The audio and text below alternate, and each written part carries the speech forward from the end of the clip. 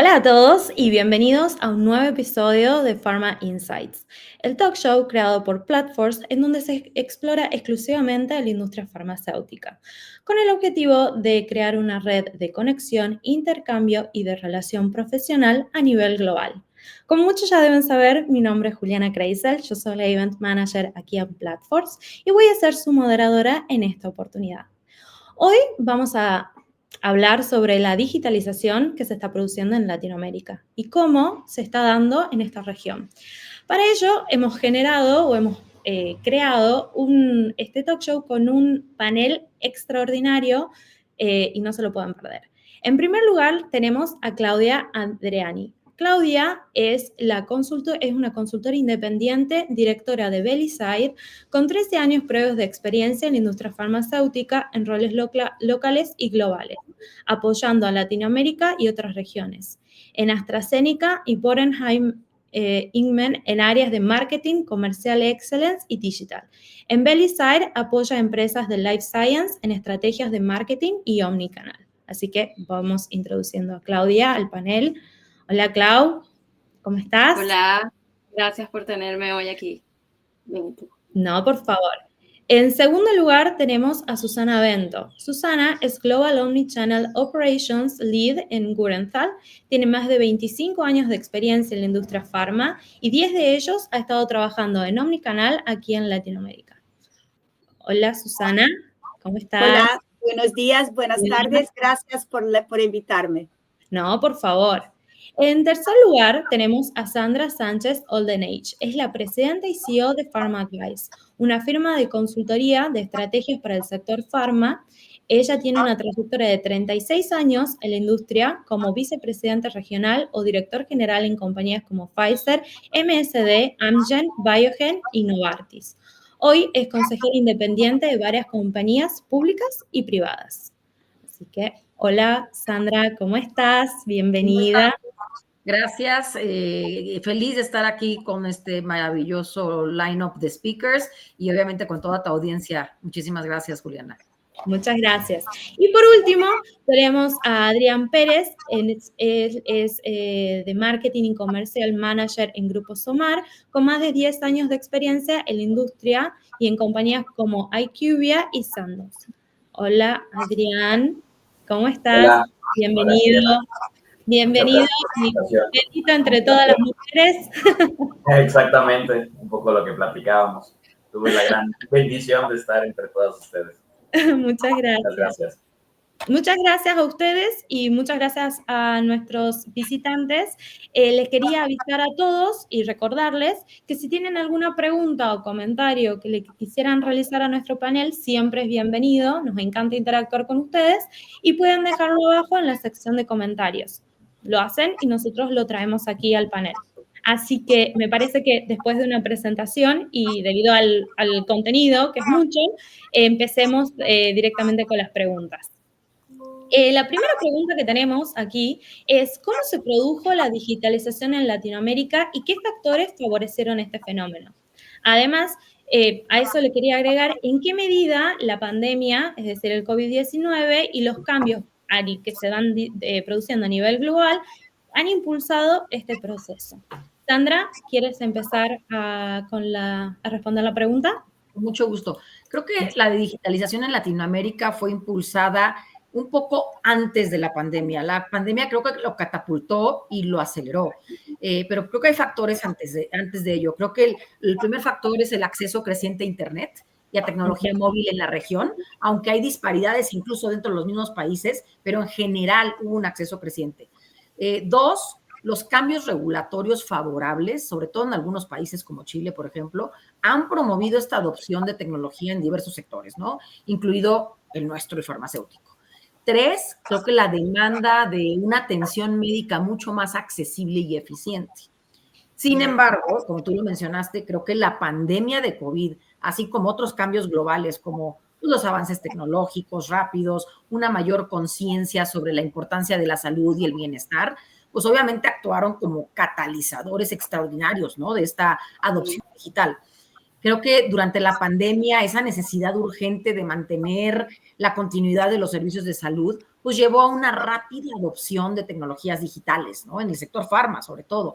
Por ejemplo, vimos un aumento significativo en el uso de telemedicina para consultas médicas virtuales, hubo una mayor demanda de servicios de entrega de medicamentos a domicilio. Entonces, creo que estos ejemplos de alguna manera ilustran cómo la región ha ido abrazando esas diversas tecnologías, ¿no? Para ir mejorando la atención médica, desde que la implementación de sistemas de gestión de datos, registros electrónicos en hospitales, en farmacias, hasta el uso de aplicaciones móviles para pacientes y para plataformas en línea, ¿no? Para la venta y entrega de medicamentos.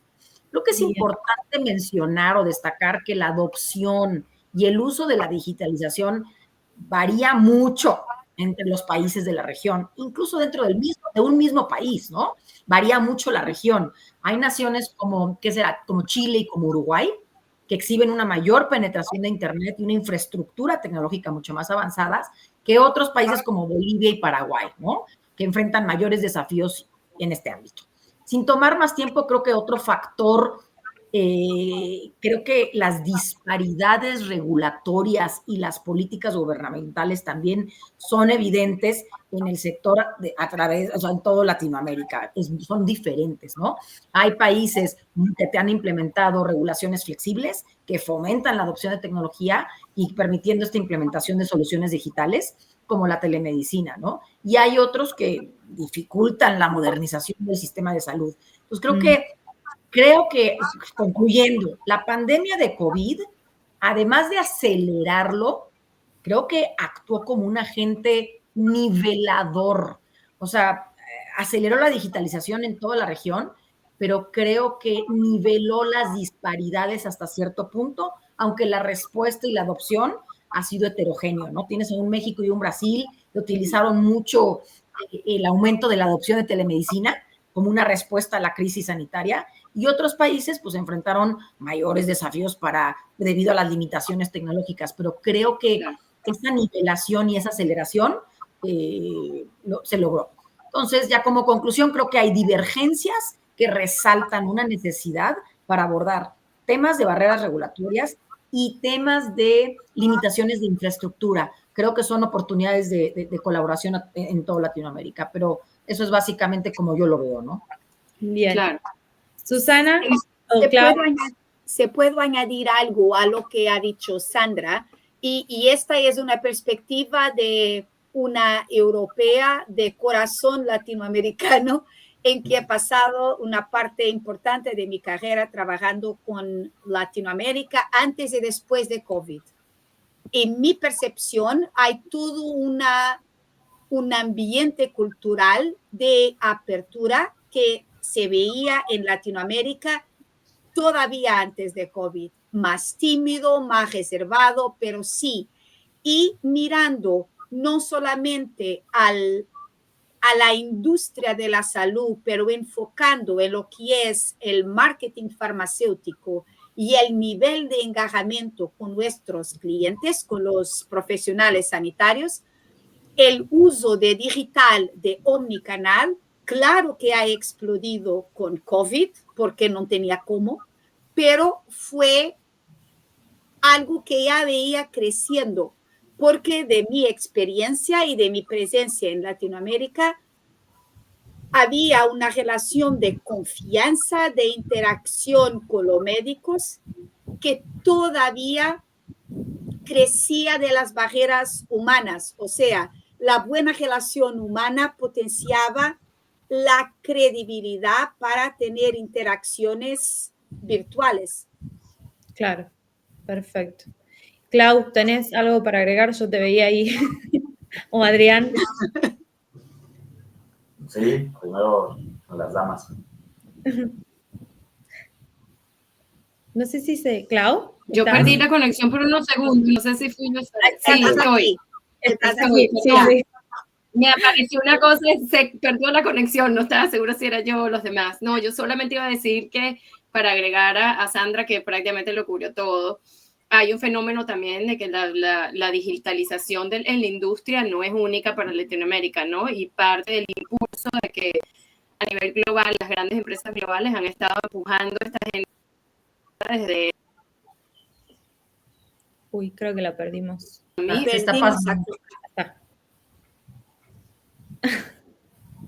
Claudia. Vas feliz. Ok, me voy a esperar a que se estabilice la señal, pero mensaje Dale. simplemente era que uno de la digitalización es también el empuje a nivel global, digitalización que viene desde muchísimo antes, desde incluso antes del 2010. Pero claro, hay elementos culturales quizás que favoreció cómo COVID ayudó o no ayudó en Latinoamérica en particular a mantener esa conexión, como comentaba Susana. Y obviamente completamente de acuerdo con las particularidades de la velocidad a la que puede ir cada uno de los mercados dependiendo del nivel de sofisticación de su infraestructura tecnológica y de data, que obviamente ayuda o desfavorece el movimiento. Pero evidentemente Latinoamérica ha sido parte de un movimiento global de digitalización. Sí. Bien. Adrián. Sí, creo que básicamente cubrieron todas las aristas, ¿no? En realidad, pero sí es cierto que desde la regularización, de la regulación, del cambio, lo mencionaba Susana, ¿no? Creo que el tema de la pandemia nos trajo la oportunidad de explorar, ¿no? Nuevos canales que antes existían, pero no teníamos ese empuje, bien lo mencionaba Sandra, ¿no? Claro. Nos faltaba como ese empujoncito para poder brincarlo. Ahora, tocaba Susana un punto bien importante, el tema de la relación humana que pasa en Latinoamérica, y digo, con la experiencia que tienen Clau y Susana en Europa, ¿no? Pues es muy distinto el tema de la promoción médica, ¿no? Y a pesar de cómo fuimos adoptando como industria el tema de tal vez los webinars, ¿no? Como ahora en el foro en el que estamos, ¿no? El tema de empezar a buscar al médico a través de otros canales, incluso videollamadas, que hacía 10 años no pensábamos que fuera posible hacer una promoción así, ¿no? Lo veíamos como una locura, ¿no? Era una cosa de caricaturas cuando hablábamos, vamos a hacer una promoción, ¿no? Y el COVID nos arrojó y nos empujó este tipo de circunstancias. Sin embargo, creo que en Latinoamérica va a ser complicado que podamos adoptarlo al 100, ¿no? Porque lo que yo veo es que el tema del contacto humano, y lo platicábamos en charlas previas, ¿no? El latinoamericano es muy cálido y el médico no deja de ser humano, ¿no? Entonces, le gusta el tema del contacto humano. El ver a través de una pantalla una promoción no necesariamente es algo que estén buscando, sí buscan el hecho de poder tener esta interacción. Entonces, si el COVID vino a abrir estas oportunidades, hay algunos canales que a mi parecer van a seguir permaneciendo. Sandra, querías comentar. No, quería nada más construir sobre lo que estás diciendo, Adrián, coincido contigo, pero sí creo que hay una diferencia entre generaciones y creo que hoy por hoy las nuevas generaciones de médicos, de pacientes, etcétera, están mucho más adeptos a adoptarlo que los anteriores. Entonces, creo que el factor de que estén presentes hoy, que se estén utilizando, tienes una mejor oportunidad de tener esa estrategia omnicanal, ¿no? Que aquí la experta en eso es Susana, pero eso te da una experiencia mucho mayor o más flexible para poder llegar a tu diferente cliente con diferentes metodologías, ¿no? O diferentes canales, perdón. Claro. Exactamente, eso es, y creo, en mi opinión y en mi experiencia, ese es el cruxis de la cuestión, que es, podemos tener todos los canales más tecnológicos, más desarrollados, pero si queremos tener un engajamiento, una estrategia omnicanal, la orquestación por los representantes es probablemente lo factor de suceso más importante. Y en LATAM eso es todavía más importante y esa es una variación importante global porque el representante de LATAM es probablemente el representante más capaz de hacer una orquestación de canales que nos tome a una omnichannel excellence, porque al final logramos, y otra vez en mi experiencia, de intentar implementar en la TAM estrategias globales, por naturaleza en la TAM una estrategia digital 100% funciona porque sí, pero no es una buena experiencia. Pero Exacto. tienes el poder de esa relación para crear una jornada y una experiencia totalmente omnicanal. Perfecto, perfecto. Mi segunda pregunta para el panel va a ser, ¿cuáles creen ustedes que son los principales obstáculos que se enfrentan a, bueno, veníamos hablando un poco, pero que se enfrenta al digitalizar operaciones en el sector farmacéutico y cómo ustedes los han superado o creen que son superadores, incluyendo la disrupción de la cadena de suministro farmacéutico en la región? ¿Quién quiere primero? Adrián, te veo con ganas. Sí, bueno, creo que el tema de cómo vamos adoptando el digitalizarnos en los diferentes, digamos, segmentos de la cadena, ¿no? Va a ser paulatino. Hay algunas partes, como bien mencionaba Susana, ¿no? La experiencia, por ejemplo, al menos en el tema de la promoción, pues va a ser totalmente, va a ser adoptada, pero no va a ser 100% digital, ¿no? En el tema de la experiencia con el paciente es lo mismo. Digo, si bien lo hemos adoptado y como bien mencionaba Sandra, bueno, pues hay experiencias incluso en que las mismas cadenas tuvieron aplicaciones, la venta a domicilio, ¿no? Si bien se ha ido adoptando, no deja de existir el canal tradicional. Y creo que en el tema de la operación como compañías, y lo estamos viviendo otra vez ahorita, ¿no? Podemos tener ya reuniones que antes no nos imaginábamos, ¿no? Reuniones en donde podemos conectar con UK a esta hora, ¿no? Y podemos hacer mucho más ágiles. Entonces, creo que más que obstáculos, el hecho de digitalizarnos y adaptarnos a las tecnologías nos ha hecho más ágiles, siempre y cuando lo hagamos de manera correcta, ¿no? Porque luego podemos tender a, digamos, a caer en esta zona de al irnos al 100% todos digitales, ¿no? O al optar por transformar y tener la oportunidad de digitalizar desde reuniones y operaciones, puedes caer en el tema de poner, ahora sí, un obstáculo, que es, pues no vas a ser tan ágil a la hora de tomar soluciones, ¿no? Digo, es como yo la experiencia de lo que he visto. Pero creo que Sandra, ahí hay un comentario.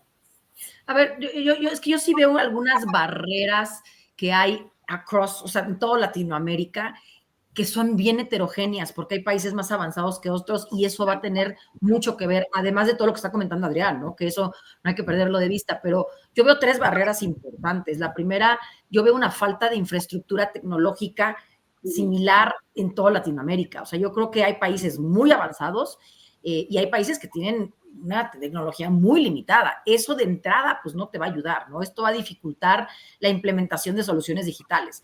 Incluso dentro del mismo país, lo mencionaba, hay zonas rurales donde pues no hay acceso ni siquiera a Internet. Entonces, esa infraestructura es necesaria para poder soportar cualquiera de estas tecnologías, ¿no? Y creo que ves un México, un Brasil, donde incluso aunque sean de los países, o Chile o Paraguay, que son de los más avanzados, aún así hay zonas en México y en Brasil que no hay forma, ¿no? Entonces, ese es el primer obstáculo que yo veo. El segundo obstáculo que veo es esas barreras regulatorias que no están armonizadas tampoco. O sea, yo creo que las regulaciones y las políticas gubernamentales, o sea, pueden ser un gran desafío para la digitalización, ¿no? Creo que no está muy regulado aún en toda la región. Y estas barreras incluyen, o sea, hay regulaciones ya obsoletas que ya no que no consideran las tecnologías emergentes, los requisitos de seguridad y privacidad de datos. Muchas veces siento que hay compañías transnacionales, sobre todo, son mucho más rigurosas que la misma regulación, ¿no? Y esto dificulta la implementación de soluciones digitales, ¿no? De procesos, con procesos regulatorios complejos. Y eso ralentiza, yo creo, de alguna manera, pues la adopción, ¿no? De ciertas tecnologías. Y la tercera, una de la que hemos hablado ahorita y que creo que tiene mucho que ver con la parte cultural, lo mencionaba Susana, o sea, todos los compañeros, ¿no, Adrián? Es la resistencia a ese cambio, no solo interno, organizacional, como target, como clientes, ¿no? Excepto las nuevas generaciones, pero esta introducción de nuevas tecnologías de verdad requiere a veces cambios significativos organizacionales importantes en cambios de proceso y cultura organizacional, ¿no? Y esa resistencia al cambio, pues parte de que el equipo y de todo el mundo no lo vea como un obstáculo, sino como un acelerador, y hay que empezar desde reskilling, upskilling, etcétera, ¿no? Y eso más allá del cliente también, esa analfabetización, si lo puedo decir, o alfabetización proactiva que tendremos que hacer en muchos casos, ¿no? Entonces, creo que esos son los desafíos que yo veo al final. Y en el tema de la cadena de suministro, creo que uno de los grandes retos que veo en toda Latinoamérica es la trazabilidad. Y tiene que ver con todo el tema de cómo la digitalización puede ayudar, o tecnologías como blockchain, ¿no? Que hoy están empezando a ser utilizadas para garantizar esa trazabilidad y autenticidad. Pero eso involucra tiempo, una inversión importante, y luego no todo el mundo está integrado entre región y demás. Entonces, yo creo que ahorita hablamos de muchos obstáculos, pero que además también son oportunidades como región, pues para ir armonizando y para ir estandarizando, ¿no? Claro. Sí. Claudio, Juliana, si puedo, no, quería agregar un comentario, bueno, una potencial barrera adicional, pero un comentario primero para cerrar en lo de Sandra. Yo creo que el tema completamente de acuerdo, y además esa es una barrera universal, no es una barrera. Claro. Y tú preguntaste cómo lograr los obstáculos. Desde mi punto de vista, reposicionar el poder por ejemplo, del poder de omnicanal para la relación que tiene el representante. O sea, el tema de lo interno es reposicionarlo no como un obstáculo, no como algo que hay que aprender, sino una herramienta que te agrega valor a tu relación con el médico, y que puedes hacer mejor tu trabajo. En la medida en que logramos comunicarlo, siempre hemos logrado esa barrera. Y por otro lado, hay un tema que en América en particular es importante, que es el tema de, o sea, al final del día la digitalización depende de una estructura de data, de tecnológica. Siempre las empresas en Latinoamérica, por una parte, en Latinoamérica las globales suelen tener igual como mercados, un poco más mercados grandes, pero sin la mayoría. Y luego las chiquitas, ni hablar, digamos, las empresas locales, que son 100% locales, que no tienen el presupuesto para hacerle a adoptar estas tecnologías a la velocidad en la que se adopta, quizás en otros mercados. Y yo creo que ahí la solución, ¿no? Perdón que te interrumpo, solución. O sea, yo creo que ahí en Latinoamérica, más que quizás en otras regiones, es importante foco, láser, de dónde valor, invertir en la tecnología, no en la que todo el mundo está adoptando, sino tener muy claro cuáles son esos momentos donde puede ayudar a mejorar mi diseño local, y no necesariamente adoptarlo todo después. Tenemos dos comentarios, un comentario y una pregunta para el panel, así que los voy a poner acá en la pantalla. Lo deberían ver, bueno, no se ve, ahí está. La primera que tenemos es un comentario de José Carlos Ferreira, que dice que la digitalización por sí sola es un albur. Una empresa o un segmento puede estar digitalizada, pero si no se hace de manera holística, se convierte en un desperdicio. Hay que enfocar el tema hacia la convergencia digital en salud. No sé si tienen alguna opinión o quieren que bajemos al segundo comentario y hacemos una respuesta combinada. A ver, Sandra. Coincido totalmente y sumo al comentario que acaba de hacer Claudia del tema de presupuesto, ¿no? Porque, bueno, muchos de nosotros venimos de las transnacionales, pero hay muchas compañías nacionales, Adrián, ¿no?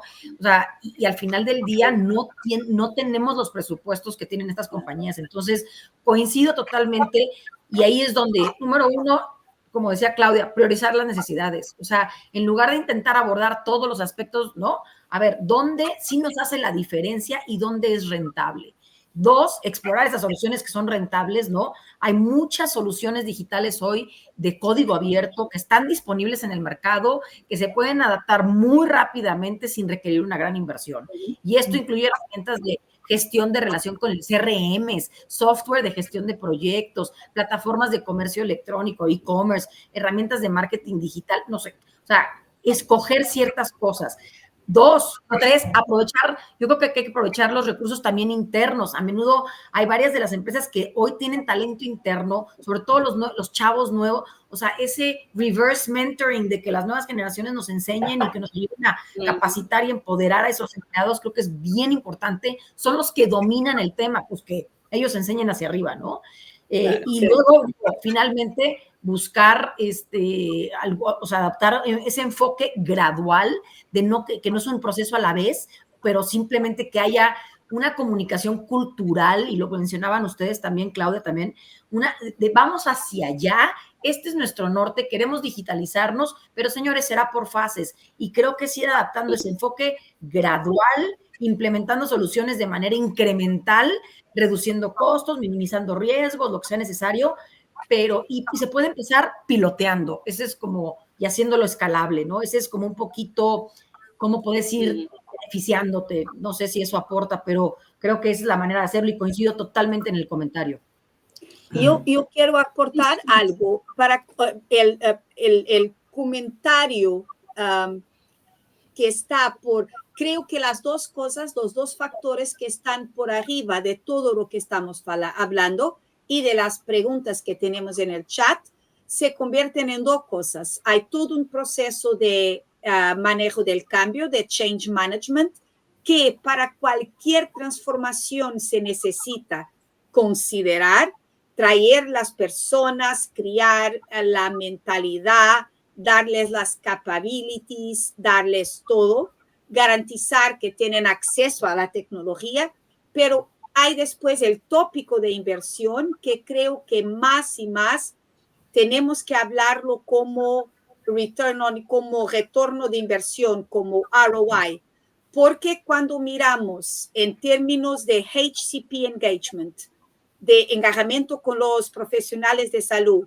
si hablamos de inversión, los números no nos hacen sentido, pero si hablamos de retorno de inversión, los números son totalmente distintos porque estamos hablando de un costo por interacción 10 veces más bajo de que una interacción face to face. Y este pensamiento de return on investment es un cambio total en la perspectiva, porque sí, tenemos una inversión, tenemos un costo, porque las plataformas tienen licencias, porque hay que adaptar contenidos, porque hay que entrenar a gente, pero en el business as usual tendremos un costo de mantenimiento de la relación sustancialmente más bajo. Y ahí empezamos a cambiar de inversión para return on investment. Y claro, es mucho más fácil decirlo aquí do que hacerlo en la práctica. Claro. Grunenthal es una compañía transnacional, pero de tamaño medio, no es un gigante, y los presupuestos son limitados. Y todo lo que hacemos se hace con un pensamiento de return on investment y coste por interacción. Y eso hace una diferencia en la perspectiva, no solamente en la TAM, pero por ejemplo en los países chicos de Europa. Bien.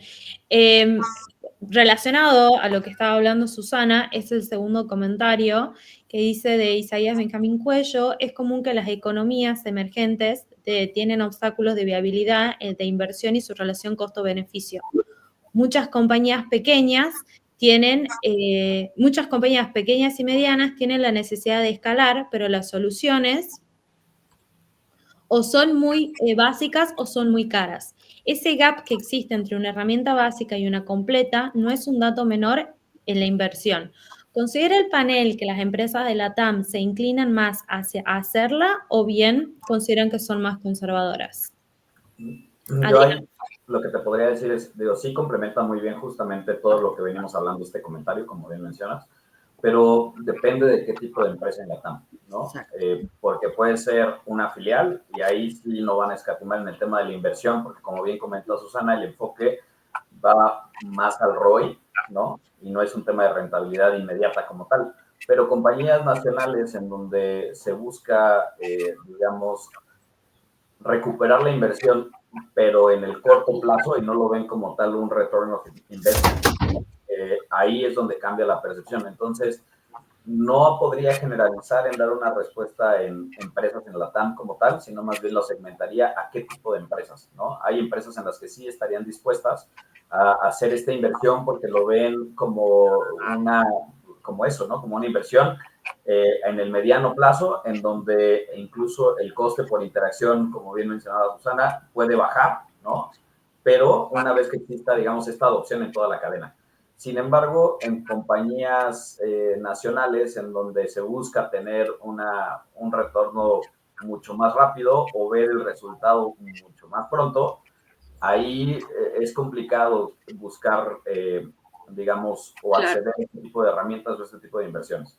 Es lo que yo considero una experiencia. Creo que Sandra quería opinar. Sandra, no, yo quisiera nada más agregar, coincido totalmente con lo que dices, Adrián, todo depende del tipo de compañía, pero yo haría otro corte en el criterio. Yo creo que también depende del contexto específico de qué compañía estamos hablando. Y Isaías mencionaba economías emergentes, yo me iría a pymes. Creo que las pymes son las que enfrentan el mayor dilema, ¿no? De cómo escalar sus operaciones sin incurrir en costos excesivos. Pero el corte que quisiera hacer más bien en cuanto al contexto específico de las compañías es, hay algunas compañías que pueden ver a la digitalización como una necesidad para mantenerse competitivas. O sea, en un entorno empresarial que es cada vez más digitalizado y globalizado. O sea, si tú eres una empresa de software o o sea, en el área de datos para la industria farma, pues va a ser crítico y va a ser necesario y tal vez ellos estén más dispuestos a tomar ese riesgo. Hay empresas y esas empresas serán más proactivas buscando una solución digital y están dispuestas a invertir para mejorar esa eficiencia operativa. Por otro lado, creo que hay empresas que pueden de alguna manera adoptar una postura más conservadora porque pues, por su viabilidad financiera, inversión no es ahorita o hay mucha incertidumbre en los resultados, pero que tampoco su negocio o su producto o servicio depende tanto de la digitalización. Entonces yo creo que depende de qué tan cauteloso o qué tan riesgo puedas tomar dependiendo de tu contexto, de tu tamaño, de esos factores contextuales, creo yo, para dentro de Latinoamérica. Yo creo que depende si es la vida o la muerte de la compañía o es algo que pueda esperar, ¿no? Bien. Completamente. No tengo nada que agregar, porque iba a hablar justamente de que también hay un tema de economía de escala, ¿no? O sea, comparar las globales versus las pequeñas. Cuando las pequeñas hacen una inversión del mismo tamaño, pero solamente para utilizarla en un mercado local, es bien complicado. Entonces, aquí es donde viene el tema de priorizar o muchas veces, como dice Sandra, es quizás esperar a que la tecnología, que siempre se reduce en costo a lo largo del tiempo, bueno, que se haga más accesible, que se haga más genérico, que esté más off the shelf, para entonces poder utilizar las cosas que las grandes se pueden dar el lujo de desarrollarlas internamente para todo el planeta. Cuando lo haces para un solo mercado. Sí.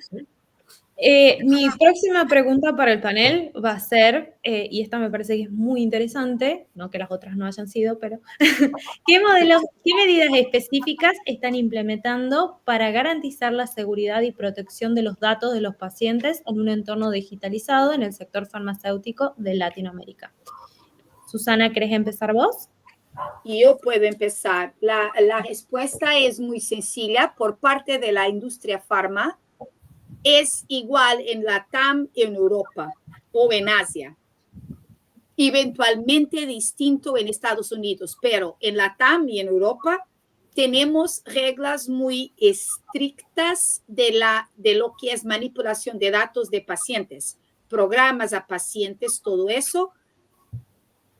Técnicamente se maneja generalmente con compañías terceras para garantizar que nosotros no tenemos cualquier acceso a los datos.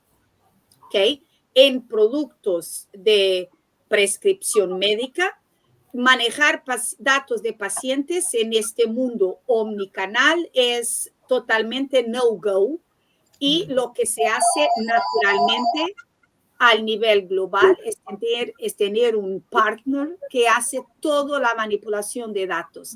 Esto cambia si estamos hablando de R&D, Si estamos hablando de ensayos clínicos, si estamos hablando de soporte a paciente, claro que cambia. Pero como medio de comunicación, de engajamiento con pacientes, estamos todavía muy limitados en la TAM y en Europa. Bien. Sandra, ¿algo para completar? Creo que hay cosas que se están haciendo a nivel global y algunas de ellas también a nivel de Latinoamérica, precisamente por la sensibilidad de lo que está comentando Susana. Creo que están empezando a hacer encriptación de datos, donde las empresas utilizan ciertos algoritmos criptográficos para convertir esos datos en un formato ilegible, ¿no? Que no cualquier persona pueda tener esa clave descifrada, ¿no? Ese es uno. Creo que México y Brasil son los más avanzados en ese tema, sobre todo para todo el tema de historial clínico de pacientes, todo lo que tenga que ver con estudios clínicos. Creo que la otra cosa que se está utilizando también es la autenticación de usuarios. Entonces, se establecen mecanismos de autenticación robustos, contraseñas seguras, la autenticación de 2 factores, los biométricos, para poder verificar la identidad de México está, sobre todo, varias de las empresas farmacéuticas en México están implementando ya el tema de biométricos. Brasil, por ejemplo, la doble autenticación, ¿no? Entonces, eso de alguna manera empieza. El otro tema que es bastante accesible en Latinoamérica es el acceso restringido a la información confidencial. Hay ciertas, pues, quién puede controles de acceso para limitar quién puede acceder, ¿no? Y esto lo logran a través de, pues, asignación de claves, de roles, permisos específicos a cada usuario, para que no cualquiera tenga el acceso. Y la otra, la última, creo que todas las compañías transnacionales y la mayoría de las nacionales, porque cada vez se exigen más, es el cumplimiento de las regulaciones, ¿no? Y hay varias regulaciones hoy que se están cumpliendo en Latinoamérica, que es pues la regulación, la GDPR, que es el Reglamento General de Protección de Datos, ¿no? Eso es súper, no sé si cada call center, siempre es así como se echan ahí la letanía del tema de privacidad de datos, está el tema de privacidad del consumidor de California, que muchos países lo están utilizando. Entonces, hoy por hoy el cumplimiento de la regulación por lo menos se está cumpliendo, pero creo que la industria farma es mucho más estricta que la misma regulación con el tema de sensibilidad de datos, sobre todo que muchas compañías son americanas o europeas y se regulan por esos países, ¿no? Que son, pues, mucho más restrictivos. Absolutamente. Llegamos tenemos que mantenernos en check porque llegamos a un punto que estamos bloqueando el negocio en la TAM por querer implementar las reglas de Europa. Y eso nos pone en una posición competitiva difícil, ¿sí? Porque claro, si los locales no lo están haciendo porque la ley no se lo pide, se vuelve complicado. En mi caso, en Grünenthal, que somos una compañía europea alemán, las reglas son las reglas. Y lo que es las reglas de Europa son lideradas desde Europa y se implementan en la TAM. No es siempre fácil, pero garantiza la seguridad a la compañía. Yo iba a hacer esa pregunta. Además, suma que el campo no es parejo en la calle. O sea, en el battlefield allá afuera, esto vuelve algo muy complejo porque no nada más es datos de privacidad, es todo el tema de compliance en general. Sí. Cuando tú comparas compañías locales, no todas, ¿no? SOMAR es una de las que no se alinea a las regulaciones, pero no todas. Y eso genera pues un battlefield, ¿no? Muy complejo, muy complejo. Sí, claro que sí. Y ahí coincido y rescato un comentario de Sandra, ¿no? De cómo las nacionales nos exigimos, ¿no? A ver, creo que hay bastantes puntos que las multinacionales han puesto, ¿no? El simple hecho como hablamos, ¿no? De compliance. A ver, las multinacionales pusieron la vara más alta que las regulaciones, y eso es muy cierto, y originalmente las multinacionales filiales veían como un reto, ¿no? Porque justamente entrábamos en una desventaja en donde una nacional le podía ganar a una multinacional en el tipo de promoción que se hacía. Sin embargo, yo creo que desde hace varios años las reglas del juego las hemos ido adoptando, no importa si somos multinacionales o nacionales, por diferentes circunstancias. Puede ser por un tema de inversión, ¿no? Que eso es bien importante, que la nacional puede ser que no tenga el empuje de inversión, y como el mercado empezó a cambiar y se empezaron a adoptar nuevas medidas o nuevos tipos de promoción, pues básicamente las nacionales dicen, bueno, pues ya no está todo en dar, no sé, gimmicks, ¿no? En dar todas las plumitas, que es algo que recuerdo mucho del tema del compliance, que a multinacionales les duele, ¿no? O el tema de dar muestra médica excesiva. Hemos tenido que ser activos, ¿no? Derivado de toda esta adopción de un gold standard, ¿no? Que antes no existía y que hemos ido adoptando poco a poco. Pero creo que si allá las nacionales sí se están exigiendo, no solamente, digo, como bien menciona Sandra acá en SOMAR, yo creo que hemos puesto la vara a buscar trascender como lo hacen las multinacionales, y el hecho de alinearnos al compliance de la industria es uno de los pilares que estamos buscando, ¿no? Ya se volvió un paso, digamos, forzoso, pero no tan doloroso como lo era hace 10 años. Entonces, ¿hacia dónde veo la perspectiva yo de hacia dónde vamos como nacionales? Sí, hacia esta parte de alinearnos al compliance de la industria como tal. Y regresando un poco a lo que mencionabas, Juliana, de la pregunta de qué hacemos para proteger los datos de los pacientes, creo que también estamos alineándonos a muchos de los temas o de las guías que nos pone la industria, que viene principalmente de Europa, incluso de Estados Unidos, Canadá, ¿no? Y en México no es la excepción, y en Latinoamérica tampoco es la excepción, que nos estamos alineando hacia allá. Entonces, básicamente lo que hagan en los headquarters en UK o en Alemania, ¿no? Va a terminar repercutiendo en algunos años acá sobre cómo vamos a empezar a tratar el tema de la privacidad de datos. Hoy te puedo decir que la información al menos en México, la información del paciente es crucial y es muy importante tener y ser muy cuidadosos en este tipo de información, incluso hasta de si es hombre o mujer, ¿no? Tenemos que empezar a ser muy cuidadosos, tanto las regulaciones legales que cada lo piden, como incluso como industria creo que hemos sido bastante más cuidadosos en cómo lo hacemos. No es lo mismo manejar la información ahora que hace 20 años, ¿no? Entonces, en el tema de México, digo, vamos hacia allá, ¿no? A cuidar no solamente la información que nosotros damos al médico, sino a cuidar la información y blindar la información del paciente. Pero no sé, Clau, creo que nos hemos dejado opinar. No, yo solamente creo que lo único que podría... Hay un tema de ¿no? Que lo hemos visto en muchas industrias, por una parte, y se vio con compliance y ahora es data, pero si es el estándar ético a nivel global, pues las globales lo aplican a nivel local, porque francamente no importa si la regulación no lo pide, pues es lo que hacemos, porque si estamos suscritos a ese tema. Y luego el consumidor, para que ese es el trato que se merece. Entonces ya no lo va a aceptar de otra manera. Con lo cual las chiquitas, locales o filiales, se tienen que adaptar. Porque es lo mismo que nos pasó a todos con Amazon. Subió la barra del estándar de experiencia del consumidor. Y todo la... porque ahora eso es lo que esperamos. Otras empresas. Entonces Pharma no queda ajena.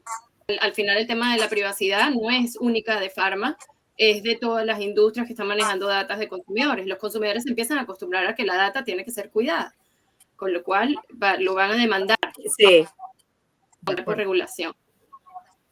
Y además tenemos una generación cada vez más joven de clientes que ya crecieran nativos en esta perspectiva, y todo es privacidad y todo es datos y todo es esto. Correcto. O sea, estamos en este momento de transformación, engajando y promoviendo y hablando con clientes que en 2 generaciones, alguien ya comentó las generaciones y es una gran verdad. Tenemos una porción ya significativa de médicos nativos, digitales nativos, la gente que nació con una pantalla en su mano. Y tenemos todavía la generación anterior que sigue trabajando y encajando con nosotros. Totalmente. Me hace acordar mucho algo que comentamos con Susana, que sí lo traigo a colación a este tema, que era la importancia de la regionalización. Hablamos mucho de la incorporación de medidas europeas o norteamericanas, pero también siento que es importante no dejar de lado, y que también ha sido nombrado por este panel, la importancia de regionalizar aquello que estamos haciendo, porque como alguien mencionó, los latinoamericanos somos más cálidos y nos manejamos de una manera distinta. Además, como decía Susana, la parte generacional, y como decían todos, especialmente Sandra, la importancia o la calidad o la forma en la que uno en Latinoamérica puede acceder a determinados elementos como Internet o como una computadora, o esos elementos de digitalización son importantes para considerar cuando se está desarrollando cualquier cosa dentro del espacio latinoamericano.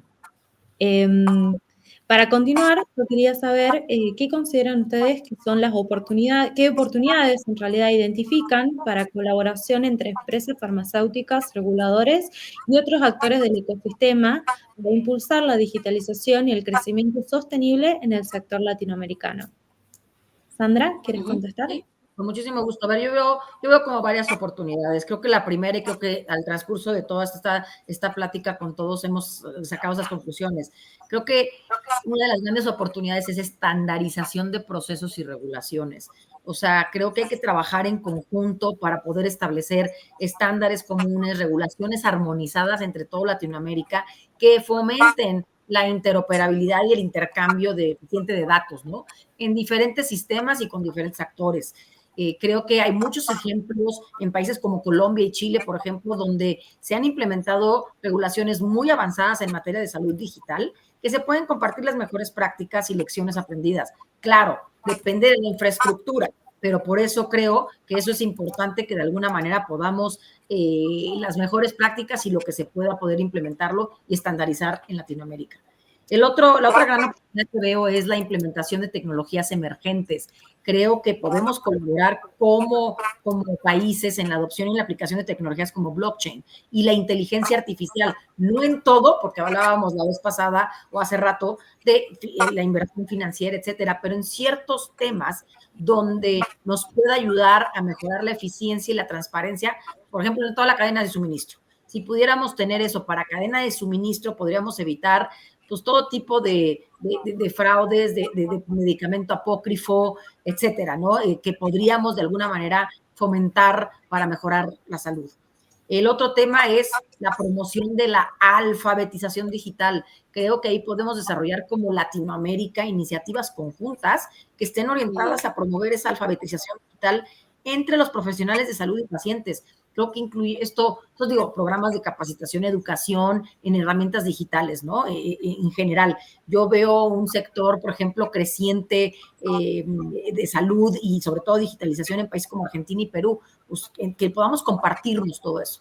Y finalmente creo que el aprovechamiento del tema de omnicanalidad, lo había mencionado ya también Susana, no sé si todo el mundo, nada más muy rápido, la diferencia entre omnicanal y multicanal, porque es muy diferente.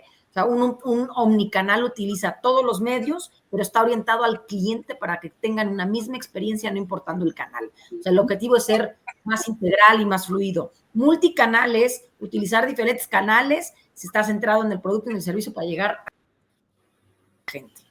Entonces, yo creo que el tema de la omnicanalidad del día de hoy, va a acelerar mucho más esta digitalización, sobre todo con las nuevas generaciones y sobre todo llegando a pacientes y a médicos para ser mucho más adeptos a utilizar diferentes canales. Y digo eso porque no puede, por lo menos en Latinoamérica, desaparecer el canal de face to face, ¿no? Entonces, creo que tú eres experto, una estrategia de para qué sí, para qué no y qué canal funciona mejor, pero asegurándote que si es face to face o es online o es un email, la experiencia es la misma.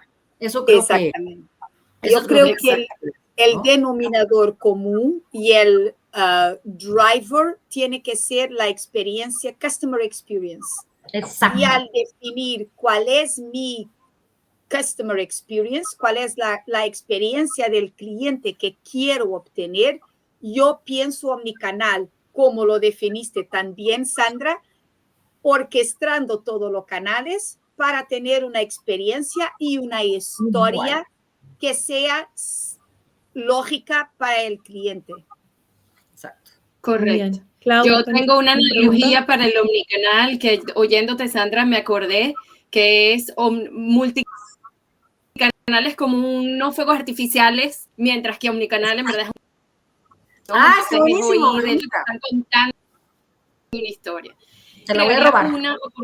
Yo solamente que es el potencial que tiene, y esto desde mi regionalización de todo este movimiento. Latinoamérica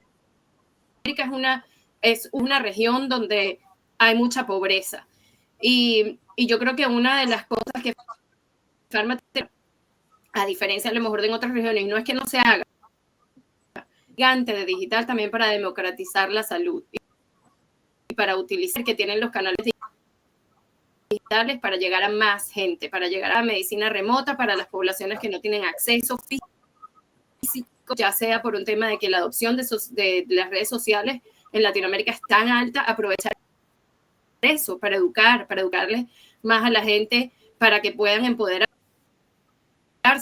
Pero hay un tema de responsabilidad social, diría que en Pharma en Latinoamérica tiene que ser mayor todavía que en otra Europa, y utilizar el poder de digital para poder lograr más, porque mientras más digitalicemos, pues más poder tendremos de hacer eso también. Y además, solo para añadir algo muy pequeño a lo que decía Clau, esta democratización de un par de cosas es tan importante como también la democratización de la información, porque información es poder, y en regiones menos favorecidas, tener información accesible, creíble, correcta, es una arma poderosa para que los pacientes puedan buscar la mejor calidad de su tratamiento, de su salud. Y esto se combina con algo que hablamos acá, que es toda la articulación, no solamente de industria farmacéutica, pero de todo el sistema de salud. Sí, Adrián. Sí, coincido en esta parte. Digo, a ver, creo que puede haber, o sea, se puede potenciar considerando cada país, ¿no? Pero como bien mencionan Sandra y Susana, a ver, hay un tema que no podemos controlar como industria, ¿no? Que es el tema de las regulaciones por país. Pero ¿qué sí podemos hacer por país? Digo, ¿qué sí podemos hacer como industria, independientemente del país? ¿No? Es mantener un estándar, ¿no? Y creo que mencionaba muy bien la parte de omnicanal y multicanal. Como industria sí tenemos, digamos, esta obligación, ¿no? De informar correctamente a todos nuestros agentes, y llámense como agentes médicos o pacientes. Si bien es muy distinto cómo un paciente puede acceder a un producto, y lo platicábamos en alguna sesión, en Inglaterra, ¿no? En UK, versus cómo lo pueden hacer en Portugal o cómo lo pueden hacer en México o cualquier farmacia en la TAM, ¿no?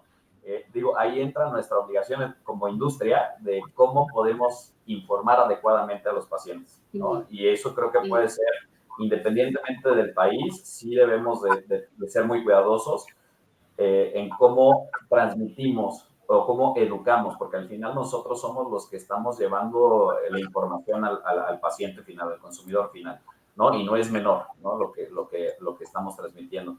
Y otro punto que tocaban muy importante, y en el tema de la transformación, es la parte de la inteligencia artificial. Creo que sí hay que saberla utilizar de manera adecuada, pero al igual que le perdimos el miedo al Zoom, le perdimos el miedo al Teams, ¿no?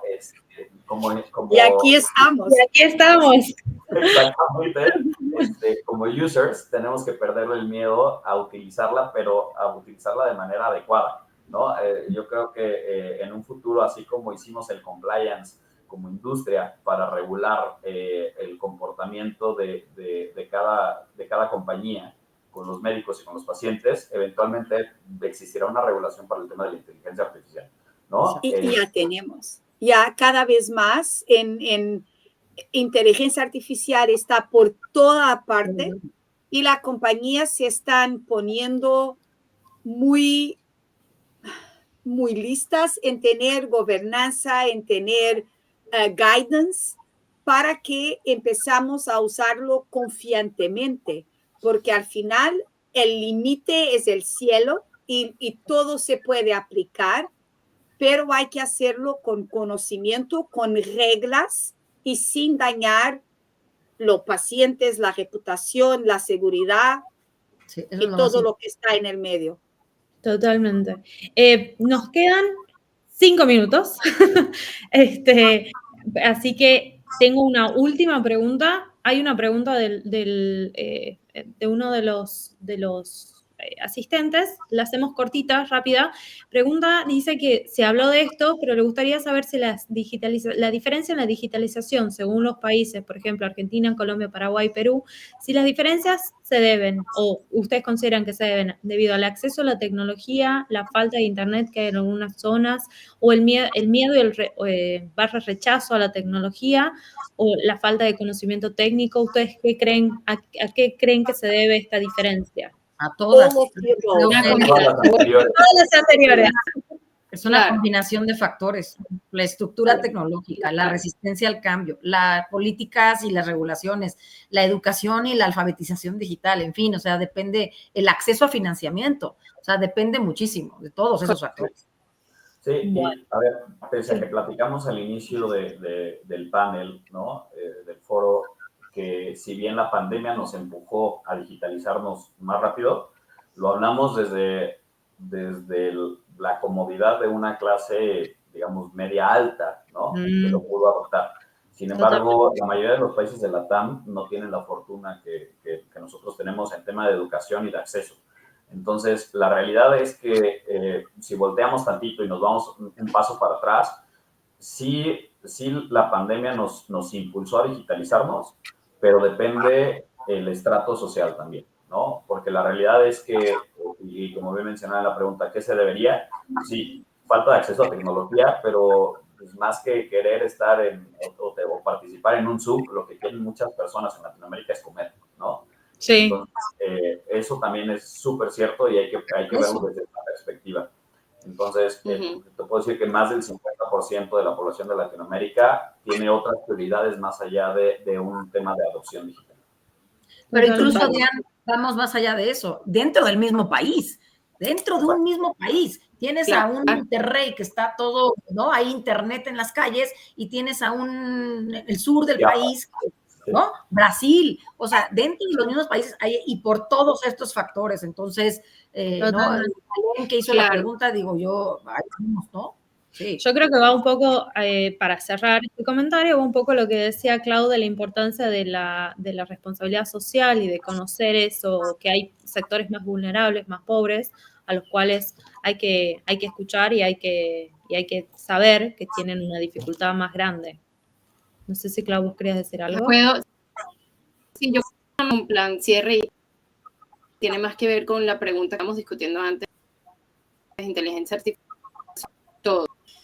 Abogado de la idea de que al final del día todo esto son herramientas y lo que nunca puede faltar es tu estrategia bien puesta donde tiene que estar, tus insights bien puestos, entendidos como tienen que estar, y para eso no hace falta inteligencia artificial. Todo esto es un repotenciador, pero al final buena estrategia, todo esto, el chat es un desperdicio.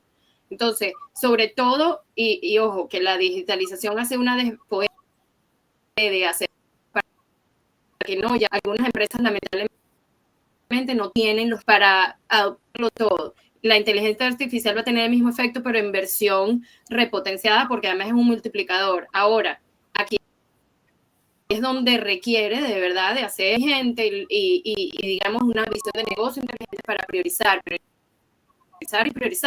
porque puede ser que las chiquitas tengan una o dos cosas.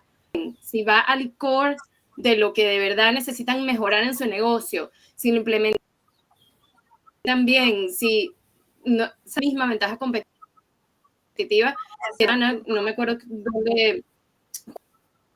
cuál de los webinars en los que estuve, que al final del día son por ella y todo lo que tú quieras, pero si tus mensajes no son relevantes, da igual. Claro, exacto. De tus insights, puedo sumar a tu tema Si puedo sumar a lo que estás diciendo, Sí, claro. todos los que estamos aquí vivimos y tenemos una misión y un propósito y es el paciente. Si todo lo que hacemos lo hacemos con el paciente al centro y no perdemos eso, eso te va a diferenciar. Y es la parte humana que hablamos, sobre todo en Latinoamérica. Eso no se puede perder. No inviertas en la digitalización, pero el paciente... Eso es un riesgo en la TAM y en Europa y por todo, que es con las ganas de tomar las plataformas, las tecnologías, los juguetes más avanzados, se nos olvida lo básico. Y el básico sigue. ¿Quién es mi cliente? ¿Quién es mi algo? ¿Cuáles son los insights? ¿Y cómo quiero impactar? Lo resto, como decía Claudia, son herramientas, plataformas. Totalmente. Pero el pensamiento básico es verdad hoy, igual que hace 25 años o lo que sea. Pero este es un riesgo en la TAM, en Europa, por todos, para todas las compañías, de que con las ganas de hacer lo más avanzado, lo próximo juguete, se nos olvide hacer muy bien los básicos. Correcto. Sí, coincido con comentarios a manera de cierre, ¿no? Y digo, al final, recordar, por más digitalizado que estemos y por más que existan transformaciones o empujes a través de una pandemia, hay que regresar a los básicos, como bien menciona Susana, y recordar que a pesar de vernos a través de una pantalla, todos somos humanos, ¿no? Y el paciente, tanto el paciente como el médico, es un ser, ¿no? Entonces, y siente y recibe los mensajes, no importa el canal en el que llegues. Entonces, eso es vital, ¿no? Regresar a los básicos, como bien menciona Susana, y como bien menciona Sandy, en el tema de poner al paciente al centro, pero, digo, creo que mencionó Clau algo súper importante, el tema de la estrategia, ¿no? A veces, si algo nos ha enseñado tanto el tema de la pandemia como el tema de estas oportunidades de buscar llegar por diferentes medios a la meta, ¿no? Llámese meta, puede ser paciente, médico, venta, lo que queramos decir. Si no tenemos una estrategia, va a estar complicado, ¿no? Por más que tengas mucha inversión, va a ser complicado que puedas obtener el objetivo. Entonces, es tan sencillo como tener una buena estrategia y saber a dónde vas, ¿no? Es como lo que nosotros vemos, o lo que yo he visto, al menos en la experiencia. Pueden no tener la inversión magnífica que pueden tener muchas compañías, pero si la estrategia es muy clara y tenemos el objetivo claro y entendemos a nuestro consumidor final, va a ser mucho más sencillo que podamos utilizar de manera correcta los juguetes, como le llaman Susana, ¿no? Entonces, ahí sí, el tema de la estrategia suena hasta, digo, como decían por ahí, a un albur, ¿no? Pero es tan sencillo, pero tan real, que yo sí enfocaría todo a tener una estrategia, pero tener el objetivo claro y entender que nuestro objetivo es el paciente. Y estamos en un tema de salud. Y todos somos humanos, ¿no? Independientemente del canal en el que lleguemos, al final estamos hablando para un humano. Así es. Totalmente. Así es. Tengo una ultimísima pregunta, que es ¿cuál es la visión a largo plazo para el papel de la digitalización en el futuro de la industria farmacéutica latinoamericana y cómo anticipan que va a evolucionar este sector en los últimos años? Un comentario chiquito de cada uno de ustedes y, por favor, Susana. Yo creo que el límite es lo que queramos que sea. Yo miro que en futuro no hablaremos de digitalización o de omnicanalidad porque se asume que omnicanalidad o digitalización es el normal. O sea, creo que más que mirar cómo se encuadra en el futuro es cómo llegaremos al futuro sin olvidar lo básicos, porque siempre tenemos humanos por cada canal. Eso para mí es, claro, va a crecer porque Claudia lo mencionó, inteligencia artificial es un potenciador, es una transformación en esteroides y claro, el desarrollo y la reluctancia se va a disminuir, el desarrollo va a crecer. Y yo estoy segura que en la TAM el mundo de la salud en farma y fuera de farma se va a cambiar en nativamente digital o omnicanal. No habrá otro, pero siempre en mi conocimiento de la TAM, siempre muy manejado por el humano, por la relación y por la calidez que es natural en la región. Sandra, ¿quieres completar? Sí, creo que mi visión es igual, o sea, altamente optimista, prometedora, especialmente con la integración de la inteligencia artificial. Creo que anticipo que la digitalización respaldada por la inteligencia artificial va a jugar un papel fundamental en la transformación y el crecimiento sostenible del sector y en la región. Creo que va a haber mayor innovación y eficiencia, va a haber una mejor experiencia del paciente, va a haber un mejor acceso a la atención médica y creo que va a haber una mayor colaboración y crecimiento regional. Entonces, lo veo un futuro muy prometedor. Adrián, ¿quieres completar? No, perdón, dale, Adrián. ¿O Clau? No, adelante, Clau. No, yo lo iba a resumir desde mi punto de vista, si todo eso pasa, si lo hacemos todo bien, vamos a darle al médico una experiencia mucho mejor, más relevante y se tiene que traducir para mejor salud en general, para una población más amplia. Desde mi punto de vista, esta tecnología que tenemos en nuestras manos hoy. Sí, yo creo que si bien ya lo estamos viviendo, ¿no? Antes, yo creo que hace 15 años, Susana no se imaginaba que iba a tener el título de omnicanal, ¿no? No sabíamos, ni siquiera, no sabíamos la diferencia entre omnicanal. No, para nada. ¡Qué riesgos! Sí, creo que hemos ido evolucionando y hemos ido adoptando incluso hasta nuevos títulos, ¿no? Hemos creado nuevos adjetivos y incluso hasta nuevos verbos para todo este tema, ¿no? A ver, yo creo que vamos a seguir creando, adoptando y abrazando muy bien estas nuevas tecnologías acompañados de la inteligencia artificial, sin duda, pero más que hacia dónde vamos, yo creo que lo que tenemos que pensar es el riesgo que podemos tener de perder el foco, ¿no? Y fue con lo que estábamos cerrando la conversación. El tema de no tener o de adentrarnos tanto y olvidarnos que estamos y servimos para mejorar la salud, ¿no? De los humanos, eso creo que es el mayor riesgo que vamos a tener. Porque eventualmente, y lo hemos ido viendo al pasar de los años, y la historia nos lo dice así, el digitalizarnos o industrializarnos hace 100 años, ¿no? Cuando empezamos a industrializarnos como sociedad o como humanos, empezó a dejar de lado justamente y empezamos a perder el foco de para lo que existíamos, ¿no? Entonces, yo creo que ese es el mayor riesgo que vamos a tener, el que nos adentremos tanto y perdamos el foco del paciente. Eso es para mí lo que más me gustaría poner como reflexión, ¿no? Perfecto. No perder el foco, me encanta esto. Bueno, no quiero robarles más tiempo a ustedes y les quiero agradecer mucho a nuestros asistentes. Le quería agradecer al panel. Muchas gracias por ser parte de este evento. Espero que le hayan pasado lindo. A nuestros asistentes, espero que esta discusión, este talk, le haya resultado muy interesante, tanto como a mí. Y aquellos que sé que algunas personas tuvieron algunos problemas para conectarse, no se preocupen. Esto va a estar próximamente on demand, así que lo pueden ver cuando quieran. Y para nuestros amigos internacionales, también tenemos un mensaje. For all of you that speak in English, don't worry, we have you covered here at Platforms. We will upload this video soon that will have English subtitles so you can learn more about the digitalization in Latin America. Así que, sin más, muchísimas gracias a todos y que tengan un hermoso resto del día. Muchas gracias.